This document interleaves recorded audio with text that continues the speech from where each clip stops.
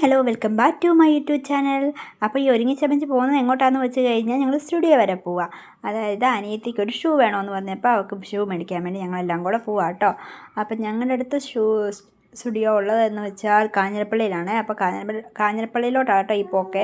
പിന്നെ ഇടയ്ക്ക് വെച്ച് മോക്ക് വിശക്കുന്നു എന്ന് പറഞ്ഞപ്പോഴത്തേന് വിനിഷേട്ടനൊരു ചായക്കടയിൽ കയറിയിട്ട് അവൾക്ക് പരിപ്പ് വടയും പിന്നെ നമ്മുടെ മുളക് ബജ്ജി ഏത്തക്കാപ്പം അങ്ങനെ കുറച്ച് സാധനമൊക്കെ മേടിച്ചു. പക്ഷെ നല്ല ടേസ്റ്റ് ഉണ്ടായിരുന്നു കേട്ടോ, പറയാതിരിക്കാൻ മേലെ. പക്ഷേ കുറച്ച് ചൂടിൻ്റെ കുറവുണ്ടായിരുന്നെങ്കിലും നല്ല ടേസ്റ്റ് ഉണ്ടായിരുന്നു. പിന്നെ അതെല്ലാം കഴിച്ച് ഞങ്ങൾ പിന്നെ സ്റ്റുഡിയോയിലോട്ട് എത്തി.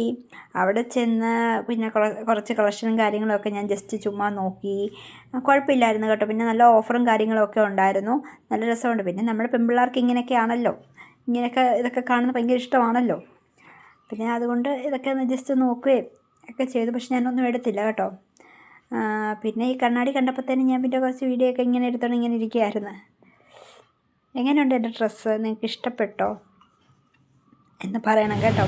പിന്നെ ഇത് അക്കൂസ് പിന്നെ ഈ നോക്കിക്കൊണ്ടിരിക്കുന്നത് എന്നാന്ന് വെച്ചാൽ അമ്മൂസ് അവിടെ കണ്ണാടി കണ്ടുകൊണ്ട് അവിടെ ഡാൻസ് കളിക്കുന്നുണ്ടായിരുന്നു. ഇവളെന്തുവായി കാണിക്കുന്നതെന്നുള്ള രീതിക്കാണ് അക്കൂസി നോക്കിക്കൊണ്ടിരിക്കുന്നത്.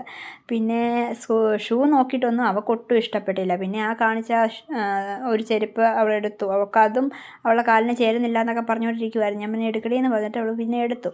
പിന്നെ അതെല്ലാം കഴിഞ്ഞ് ഞങ്ങൾ പിന്നെ ലിപ്സ്റ്റിക്കിൻ്റെയും നെയിൽ പോളിഷിൻ്റെ കളക്ഷൻ്റെ അടുത്ത് വന്നു. അവിടെ ചെന്നപ്പോഴത്തേന് ലിപ്സ്റ്റിക്കൊന്നും എടുത്തില്ല, ചെറിയ ക്യൂട്ടായിട്ടുള്ള ഈ നെയിൽ പോളിഷ് ഉണ്ടായിരുന്നു, അത് പിന്നെ ഞാനൊരു പാക്കറ്റ് എടുത്തു. പിന്നെ ചുമ്മാ ഒന്ന് ജെൻസിൻ്റെ കളക്ഷൻ്റെ അടുത്ത് പോയതാണ്. പിന്നെ വിനിഷേടൻ പറഞ്ഞു ആ ഒരു ഷൂ എനിക്ക് വേണമെന്ന് പറഞ്ഞപ്പോൾ വിനിഷേടൻ തന്നെ ആ ഷൂ മേടിച്ചു.